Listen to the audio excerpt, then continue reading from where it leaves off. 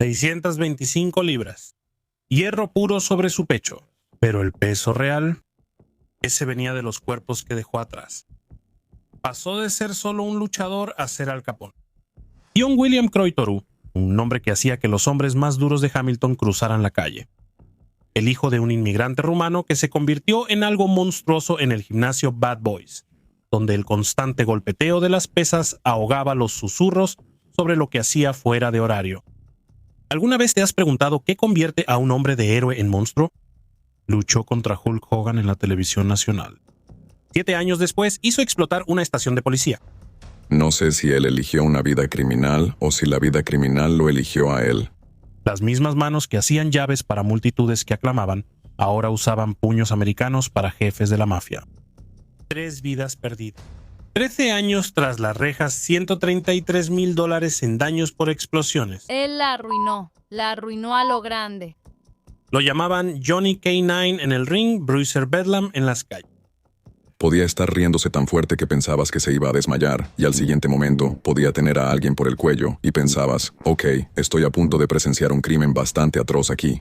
Una fuerza de la naturaleza de 270 libras que podía reír contigo 1 minuto y al siguiente tener sus manos alrededor de tu cuello. ¿Crees que sabes cómo se ve el mal? Espera hasta que conozcas al hombre que protegía a las estrellas de Hollywood de día y planeaba asesinatos de noche.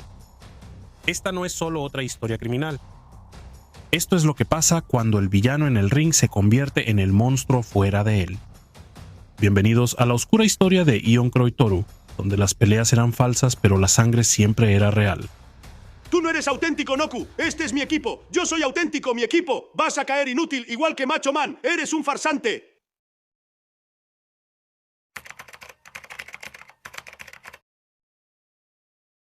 En el mundo de la lucha libre profesional y los motociclistas fuera de la ley, pocos nombres tienen tanto peso como Ion Johnny K-9 Croy Toru.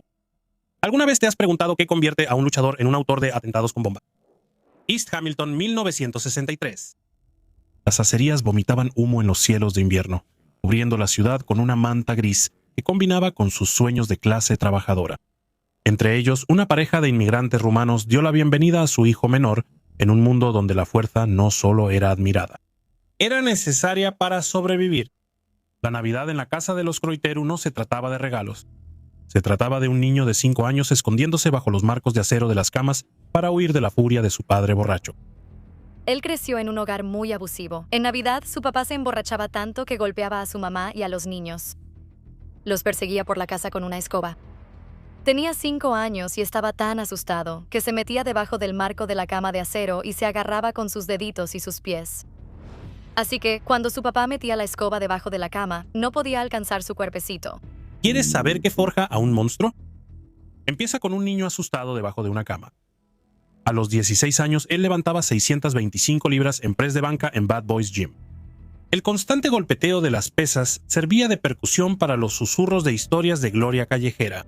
1,80 m de puro músculo, coronado con un rostro que podía detener el tráfico. ¿Crees que eso es impresionante? Eso fue solo el calentamiento. Entre series, el joven Ion veía a los tipos rudos del barrio intercambiar sobres en rincones oscuros. Las mismas manos que podían doblar acero estaban aprendiendo a doblar la ley. Amaba la lucha libre y era conocido por eso, pero, localmente, también era conocido como ese chico rudo que había crecido del lado equivocado de la ley. Las calles se convirtieron en su primer ring. Como cadenero, su reputación crecía con cada nariz rota, con cada diente tumbado. Los tipos duros locales no solo susurraban su nombre en los bares de mala muerte, cruzaban la calle cuando lo veían venir. Pero el ring, el verdadero cuadrilátero de lucha, lo llamaba. La lucha libre profesional prometía la oportunidad de convertir la violencia en victoria, una forma de hacer que las multitudes aplaudieran en vez de acobardarse. El problema era que Ion ya había aprendido otro tipo de arte escénico en los callejones de Hamilton, del tipo que no terminaba cuando sonaba la campana. Podrías pensar que sabes a dónde va la historia. Créeme, no lo sabes. Porque mientras otros luchadores practicaban movimientos, Ion practicaba otra cosa. Mientras ellos jugaban a ser los malos, él se estaba convirtiendo en uno. Las acerías seguían echando humo, pero ahora estaban ocultando otro tipo de oscuridad. Y ese press de banca de 625 libras, solo un calentamiento para el peso de lo que se avecinaba. El hijo pródigo de Hamilton estaba a punto de dejar su huella. No en el ring, aún no. Primero tenía que aprender cómo hacer que la gente realmente sangrara.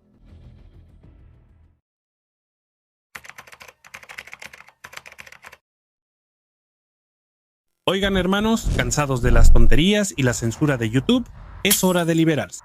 Por eso cambié a Patreon, donde puedo traerles el contenido crudo y sin censura que desean. Únete a mi equipo en Patreon y obtén un paquete increíble.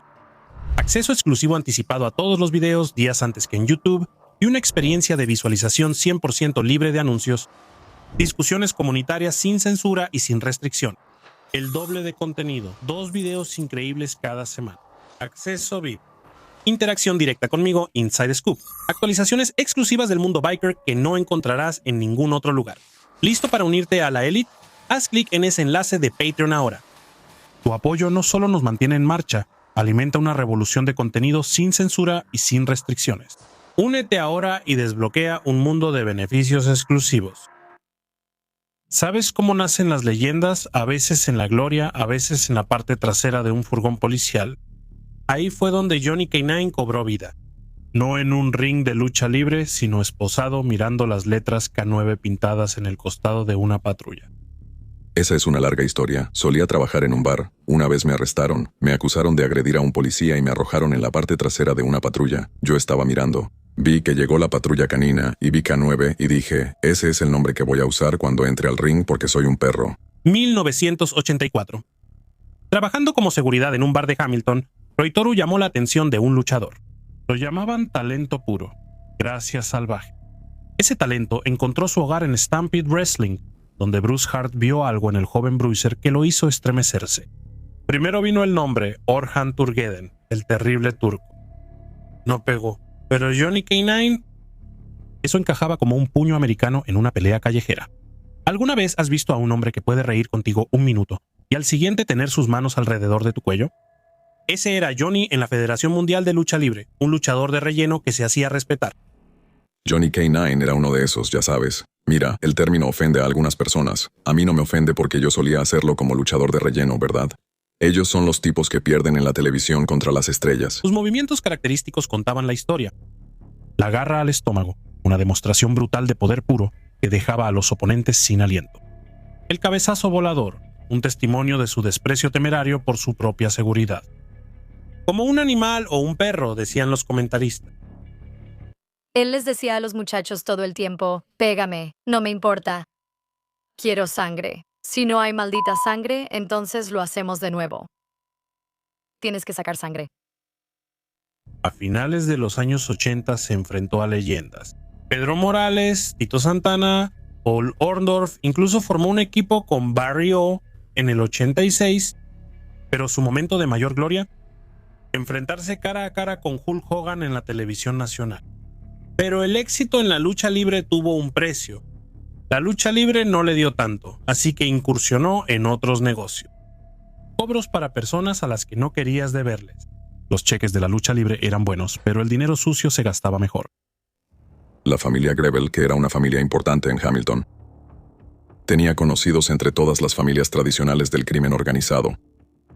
Las personas que tenían deudas le daban un porcentaje de la deuda a alguien como Johnny K9 y él sacaba una ganancia de eso.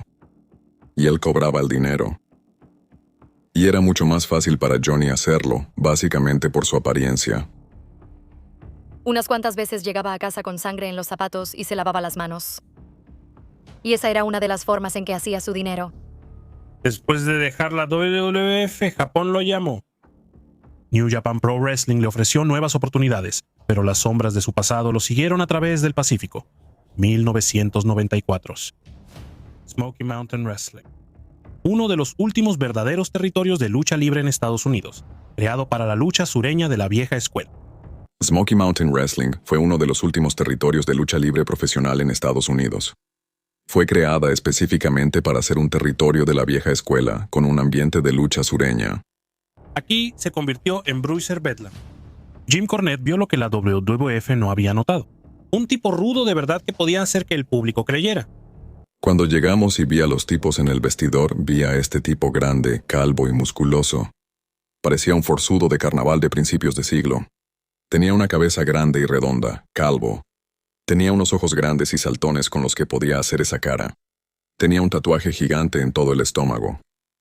Fiel a la banda.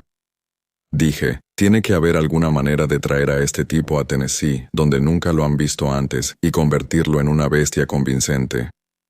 Necesitamos un rudo. Necesitamos a un tipo rudo. En pocos meses se convirtió en el campeón televisivo SMW Beat the Champ, derrotando a Mike Furness. 5 victorias. Una vacante forzada. $5,000 más rico. Incluso Macho Man Randy Savage cayó ante él. Un momento que definió su carrera, cubriendo a una de las mayores estrellas de la lucha libre, 1, 2, 3 en el centro del ring. Randy Macho Man Savage, una de las mayores estrellas de la lucha libre, haciéndome el favor de venir y aparecer en mi programa. Y ahora quiere perder contra mi nueva gran estrella. Intenté interferir. Otras personas se involucraron. Pero Bruiser Bedlam inmovilizó a Randy Savage. 1, 2, 3. Eso fue, en muchos sentidos, Johnny, como decir, aquí estoy. O sea, ya no soy ese luchador al que siempre ponen a perder. Ese fue el combate más importante de toda su carrera. Y creo que hizo un muy buen trabajo con lo que le dieron para trabajar durante ese periodo de tiempo. Él estaba en Smoky Mountain. Tracy Smothers sintió su furia en las luchas con guantes de minero. Las batallas en jaula de acero con Tony Anthony dejaron a ambos hombres con cicatrices. Entre giras abrió Bad Boys Gym en Burlington, nombrado así por el lugar donde comenzó su viaje. Combates de béisbol envueltos en alambre de púas en ECW contra Ian Rotten. La escena de Cambridge lo vio quitarle el oro a Greg Valentine con una manopla brillando bajo las luces. Pero con cada año que pasaba, la línea entre la actuación y la realidad se hacía más delgada. La violencia en el ring empezó a sentirse menos como una actuación y más como un ensayo para lo que estaba por venir. ¿Quieres saber la verdadera diferencia entre la pelea fingida y la violencia real? Unos 10 años en una prisión federal. Pero aún no hemos llegado ahí. Primero, Satanás tenía algunos planes para este prospecto selecto. ¿Recuerdas cómo empezó esta historia con el furgón policial? Espera a ver cómo termina.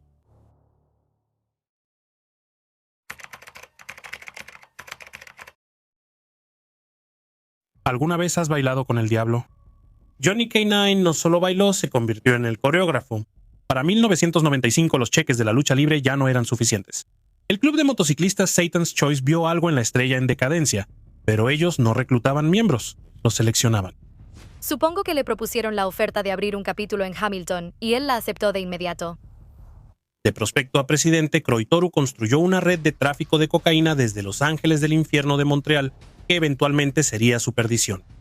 El mismo carisma que funcionaba con las multitudes de la lucha libre, ahora funcionaba con multitudes de otro tipo. $20-30,000 por 20 minutos de trabajo. El tipo de trabajo que dejaba sangre en tus zapatos. Cuando la gente en ese mundo del crimen de drogas, tienes a Johnny K9 respaldándote, ganas más dinero. La gente tiene miedo, ¿verdad? Así que para él era fácil hacer $20-30,000 en cuestión de 20 minutos. No es broma. Su club en el 269 de la calle Lothridge se convirtió en su nuevo ring a solo 6 cuadras de sus rivales, los Outlaws. La mesa de billar, un regalo de Fat Pat Musatano, una bendición de un mafioso que valía su peso en oro y sangre. El sargento detective Len Isnore de la Unidad Antibandas Motociclistas de la Policía Provincial de Ontario lo observó todo desarrollarse. Después de un tiempo decía, puedes saber quién está hecho para esa vida y quién no. Canine hablaba de cualquier cosa, especialmente de sí mismo. Era así de tonto. Pero tonto o no, Kroitoru era peligroso.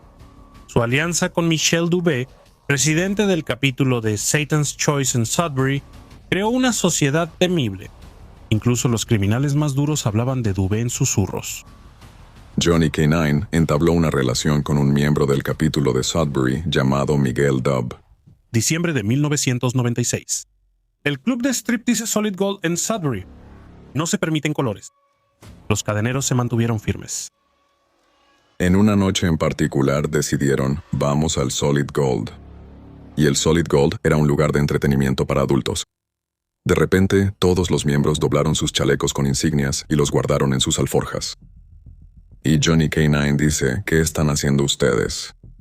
Él dice, bueno, yo no puedo usar colores. Y es el Solid Gold, dice que no se permiten colores. Johnny dijo, ¿Cómo con eso vamos a usar nuestros colores aquí? Pasó de ser solo un luchador a ser Al Capone. Y cuando tienes el síndrome de Al Capone, eso significa que puedes hacer lo que quieras.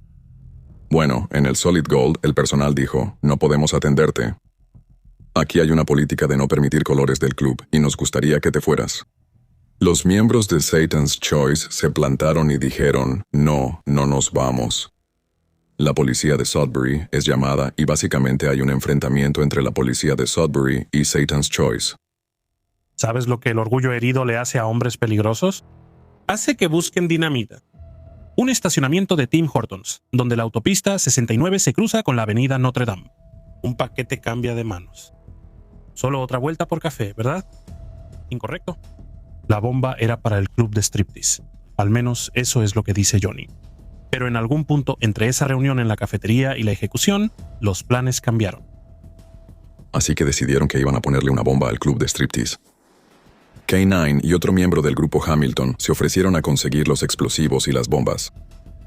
Dubai tenía planes más ambiciosos. Johnny no sabe que ha habido un cambio en los planes y Michael Dubé decide que esta bomba no va a ir al Solid Gold. Él decide que esta bomba va a la estación de policía de Sudbury. Así que fueron y pusieron la bomba en un callejón junto a la jefatura de policía. Y abrió un agujero en una pared de ladrillo. 15 de diciembre de 1996. La estación de policía de Sudbury explotó. Un oficial resultó herido. Las ventanas se rompieron en varias cuadras a la redonda. La unidad de respuesta de emergencia de la Policía Regional de Hamilton-Wentworth irrumpió en la casa club de Satan's Choice en Lottridge. El presidente del Club Street, Johnny K9, está en libertad bajo fianza en relación con los cargos que enfrenta debido al atentado con bomba en la estación de policía de Sunbury en diciembre de 1996. $133,000 en daños. En la intervención telefónica de la policía, la sorpresa de Johnny era real. ¿Cómo que la estación de policía? Se suponía que era el Solid Gold. Básicamente, se le hace una llamada telefónica a Johnny. Otro miembro lo llama y le dice, sí, la estación de policía fue bombardeada en Sudbury. Se nota en esta conversación que Johnny está confundido. Creo que él no supo que fue manipulado hasta la caída. Demasiado tarde, hermano. Demasiado tarde. La ley ya lo estaba acercando. Para 1997 tuvieron que volar un boquete en la pared del club solo para poder entrar. Johnny había fortificado el lugar contra redadas, convirtiendo su dominio en una fortaleza. Un oficial de la brigada contra bandas de motociclistas sabía exactamente cómo presionarlo. Con pruebas de escuchas telefónicas y la declaración de Johnny, Dubé cayó como el cerebro detrás de todo. Ya estamos entrando en 1997. Así que tenemos a muchos de los miembros en Hamilton por cargos de narcóticos, por cargos de extorsión, cobrando dinero. Además, también tenemos el atentado con bomba. Ahora, cuando entramos al club de Hamilton, hicieron todo lo posible para evitar que entráramos. Y todo eso fue obra de Johnny. Puso barreras frente a las puertas para que no pudiéramos embestirlas y cosas así. Así que tuvimos que volar un boquete en la pared para entrar al edificio. En este caso, Johnny K9 fue interrogado por un oficial de la brigada contra bandas de motociclistas que sabe cómo presionarlo lo suficiente para que señale a alguien. Con pruebas de escuchas telefónicas y la declaración de Johnny K9 a las autoridades, Michael Dubé queda implicado como el cerebro detrás del atentado a la estación de policía. Y Johnny es liberado bajo fianza. Johnny recibió 33 meses. El club Satan's Choice se enteró de lo que había hecho. Una de sus reglas no escritas: no se hacen declaraciones a la policía. Una de sus reglas no escritas es que no se hace ninguna declaración a la policía. No se colabora en la investigación. Así que cuando sale de la cárcel, lo expulsan del club. Lo estaban acusando de ser un soplón. Su amigo Dubé, enfrentando cargos de asesinato por el caso del bombazo, se ahorcó en su celda. Su última conexión con el mundo exterior había sido Croitoru, el único amigo que le quedaba. ¿Quieres saber el precio de la traición en el mundo de los forajidos? A veces se mide en soga.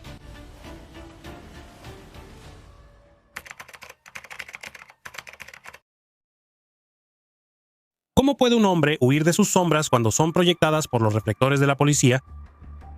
6 de enero de 2005, el pasado llamó a la puerta con cargos de asesinato. Una abogada y su esposo, Lynn y Fred Gilbank, fueron ejecutados en su casa de Ancaster. 6 años y $6 millones de investigación llevaron directamente a la puerta de Johnny K-9. ¿El motivo? Lynn había ayudado a 2 traficantes de drogas a desaparecer en el programa de protección de testigos, después de que revelaron secretos de la familia Gravel. 7 meses tras las rejas con una fianza de $100,000, entre comparecencias en la corte apenas sobrevivía, haciendo renovaciones en casas hasta que los bancos dejaron de prestar, luego vendiendo autos usados. El caso de la fiscalía dependía de un lector de labios británico. Le pagaron $20,000 para descifrar las grabaciones de vigilancia. Perfecto hasta que salieron a la luz sus propios secretos, una condena por perjurio y resultados de pruebas que demostraban que apenas podía leer la mitad de las palabras que le decían en persona. El caso se vino abajo, pero la libertad llegó con fantasmas. Vancouver llamó en 2007. Montañas que alcanzan el cielo, océano que se extiende hacia el mañana.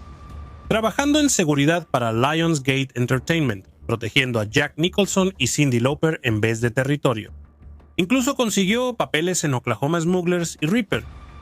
Pero las calles tienen una forma de llamar a sus hijos de regreso a casa. Los Ángeles del Infierno lo rechazaron, pero la pandilla United Nations de Clayton Roish le dio la bienvenida al luchador envejecido con los brazos abiertos. ¿Era buen actor? No era un gran actor. Hizo su mejor esfuerzo y se divertía mucho haciéndolo, ¿sabes? Pero luego estaba en un gimnasio en North Vancouver y vio a un Hells Angel. Luego empezó a hablar con la United Nations y llega a casa presumiendo y yo, ¿qué? Espera un minuto, estamos retrocediendo. Se supone que deberías estar cambiando tu vida. ¿Qué demonios estás haciendo? Un último trabajo, dijeron. Un último golpe. Su esposa encontró fardos de marihuana de 100 libras en su cocina mientras los niños estaban en la guardería. La brillante idea de Johnny. En la costa oeste se involucró con la banda ONU, una pandilla de crimen organizado multiétnica. Trató de ocultármelo, pero no duró mucho. O sea, teníamos 100 libras de marihuana en mi cocina mientras mis hijos estaban en la guardería, y él decía, espera un minuto, voy a rociarla con whisky y Coca-Cola. Pesará más y ganaremos más dinero. Y yo decía, estás loco. Así que él estaba ahí rociando la hierba por todo el piso de mi cocina y yo estaba empacando y pesando. Él llegaba a casa con $20,000-$30,000 solo acumulando dinero. Y yo le decía, John, estás haciendo lo mismo que hacías en Hamilton. 9 de mayo de 2008, Kingsway Highway. Un Porsche Cayenne que se veía igualito al de Jonathan Bacon. Carro equivocado, persona equivocada. Mal día para ser Jonathan Barber, instalador de estéreo. La lluvia de balas dejó a Jonathan Barber muerto. Su novia resultó herida. Otra vida inocente fue arrebatada porque Johnny K-9 no pudo dejar atrás esa vida. La policía dice que estos son los rostros de la banda ONU y los investigadores quieren a todos en la cárcel. En las venganzas que estaban ocurriendo entre estas 2 bandas de BC, John fue detenido por la policía en relación con un asesinato allí. Para mayo de 2009 la ley lo alcanzó. Cargos de conspiración por planear matar a los hermanos Bacon. Su esposa embarazada vio cómo se lo llevaban. Luego fue acusado en 2009 de asesinato en primer grado. Yo tenía 9 meses de embarazo cuando lo arrestaron. Y ese día que él fue detenido, yo no lo sabía en ese momento. Pero ese fue el último día que él sería libre.